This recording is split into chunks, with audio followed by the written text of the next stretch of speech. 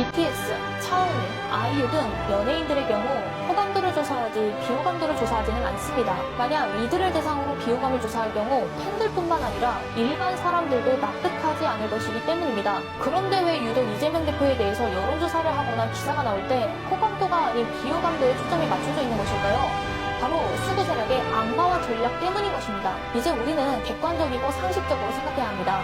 우리는 수구 세력의 악마와 전략에 더 이상 속거나 호도되면 안 될 것입니다.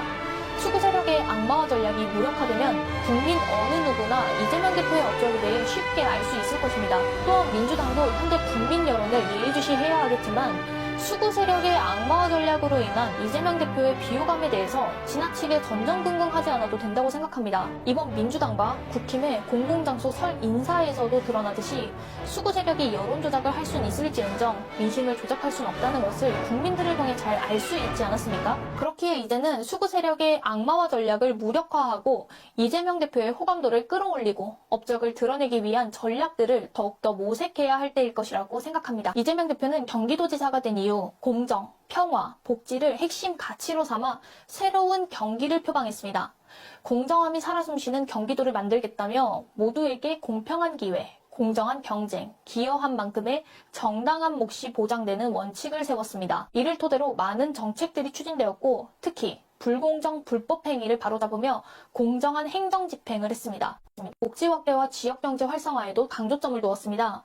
소상공인을 보호하고 골목상권 매출 증대를 위해 경기도 지역화폐를 시행했습니다. 더불어 성남시장 때 했던 복지 정책들을 경기도 전역으로 확대했습니다. 실례로 출산가정에는 1인당 50만 원의 산후조리비를 지원하고 도내 모든 어린이집, 지역 아동센터 등을 이용하는 58만 5천 명의 어린이에게 신선한 도내 생산 과일을 공급하기도 했습니다. 또 도내 초등학교 4학년생에게는 1인당 4만 원 상당의 구강검진 및 진료 서비스를 제공하는 치과 주치의 제도를 운영했습니다. 중고등학교는 물론 광역지자체 최초로 대안교육기관 중등과정 신입생에게도 무상교복을 지원했습니다. 청년생에게는 사회적 기본권 보장을 위해 만 24살 청년에게 연간 100만 원을 지급하는 청년 기본소득과 청년 면접수당, 군복무 경기청년 상해보험 가입 지원을 실시했습니다. 이와 더불어 주거 환경이 낙후된 주택가 주민들에게 아파트 관리 사무소처럼 공공서비스를 제공하는 경기행복마을관리소를 설치했습니다.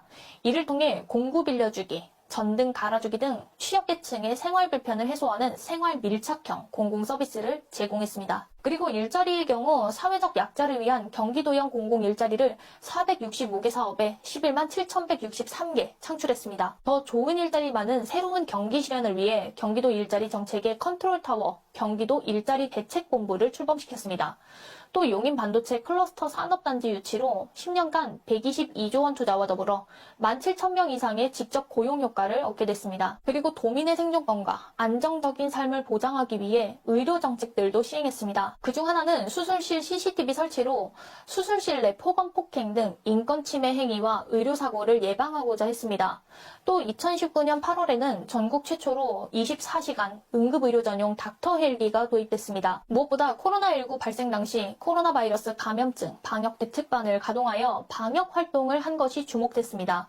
마스크 매점 배석 금지를 문재인 정부에 건의하고 코로나 확산지 중 하나였던 신천지에 대한 강제 조사를 시행했으며 역학조사관 확대와 드라이브스루 선별 진료소 설치 등 선제적인 방역 조치를 취했습니다.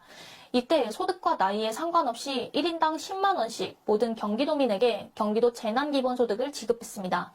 또한 코로나19로 인해 소득이 감소하거나 상실된 노동자의 생계비를 지원하는 위기도민 긴급복지, 극저신용자 소액 대출 지원, 코로나19 진단검사를 받은 취약계층 노동자의 병가 소득 손실 보상금을 지급했습니다. 이처럼 이재명 대표가 그간 해왔던 정책들을 보면 서민과 사회적 약자 등 국민을 생각하는 진정한 마음을 가지고 그들을 위한 맞춤 행정을 해왔던 것을 명확히 볼 수가 있습니다. 그렇다면 여러분, 국힘과 정치검찰, 수구언론 등 수구 세력이 왜 이재명 대표를 악마화할 수밖에 없는 이유를 아시겠습니까? 또한 이재명식 복지에 대해 반감을 표하고 포퓰리즘 정책이라고 매도하는지 아시겠습니까? 수구 기득권들은 자신의 돈이 서민들에게 가는 것을 원치 않기 때문입니다. 부자와 서민들이 함께 더불어 살 때 사회의 안녕과 질서가 유지되고 국가가 발전할 수 있는 논리보다 자신들만이 잘 살고 자원을 독식하고 편안하게만 살면 된다는 편향적이고 왜곡된 자본주의 논리만을 고집하고 싶기 때문입니다.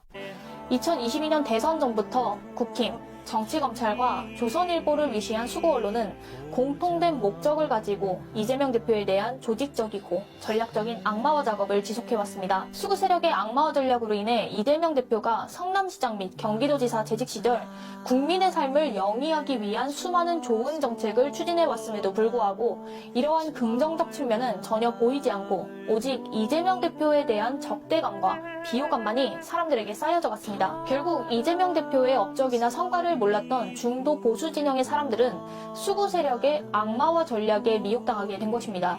이러한 수구 세력의 끊임없는 악마화 전략은 지금까지 이어져 왔고 이재명 대표를 알지 못하는 사람들은 이재명 대표를 무조건적으로 싫어하게끔 만들고 심지어는 이재명 대표가 어떠한 사람인지 알려고도 하지 않게 만든 것입니다.